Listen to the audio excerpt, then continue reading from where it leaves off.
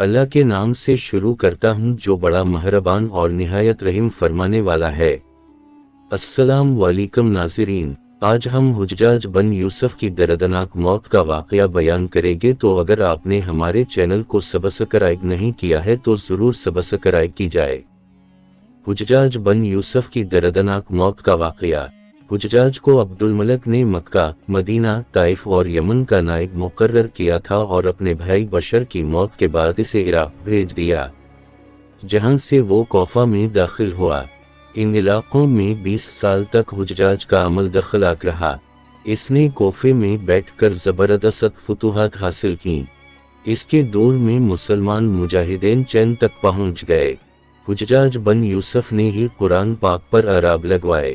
اللہ تعالیٰ نے اسے بڑی فصاحت و بلاغت اور شجاعت سے نوازا تھا۔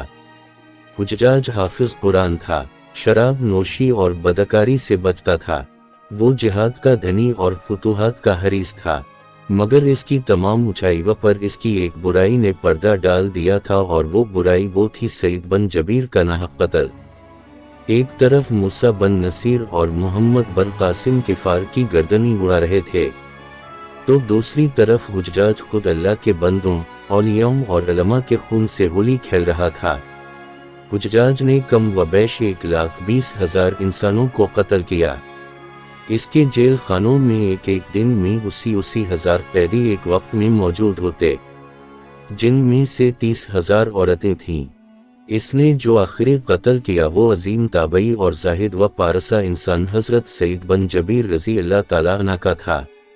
انہیں قتل کرنے کے بعد حجاج پر وحشت سوار ہو گئی، وہ نفسیاتی مریض بن گیا تھا۔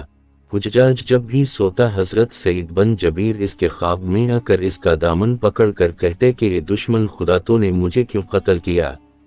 میں نے تیرا کیا بگاڑا تھا۔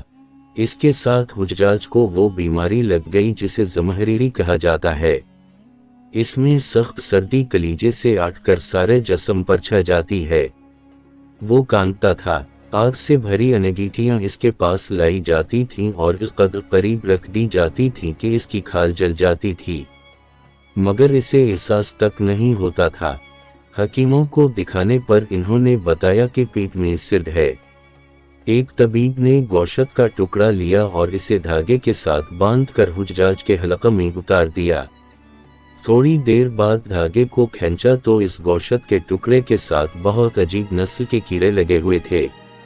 ان سے اتنی بدبو آ رہی تھی کہ جو پورے 1 مربع میل کے فاصلے پر پھیل گئی۔ درباری اٹھ کر بھاگ گئے، حکیم بھی بھاگنے لگا۔ حجاج بولا، تم کہاں جاتے ہو؟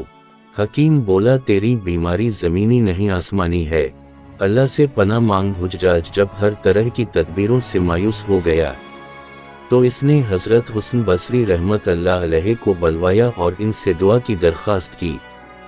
وہ حجاج کی یہ حالت دیکھ کر رو پڑے اور فرمانے لگے، میں نے تجھے منع کیا کرتا تھا کہ نیک بندوں کے ساتھ چھیڑ چھاڑ نہ کرنا، ان پر ظلم نہ کرنا، مگر تو باز نہ آیا۔ بیان کیا جاتا ہے کہ حضرت سعید بن جبیر رضی اللہ تعالیٰ عنہ کی وفات کے 40 دن بعد ہی حجاج کی بھی موت ہو گئی تھی۔ جب دیکھا کہ بچنے کا امکان نہیں تو قریبی عزیزوں کو بلایا، جو بڑی کراہت کے ساتھ حجاج کے پاس آئے۔ وہ بولا، میں مر جاؤں تو جنازہ رات کو پڑھنا، اور صبح ہو تو میری قبر کا نشان بھی مٹا دینا کہ لوگ مجھے مرنے کے بعد قبر میں بھی نہیں چھوڑیں گے۔ اگلے دن حجاج کا پیٹ پھٹ گیا اور اس کی موت واقع ہو گئی۔ اللہ پاک ظلم کی رسی دراز ضرور کرتا ہے، لیکن جب ظالم سے حساب لیتا ہے تو فرشتے بھی خوشی الہی سے کانپتے ہیں، عرش ہل جاتا ہے۔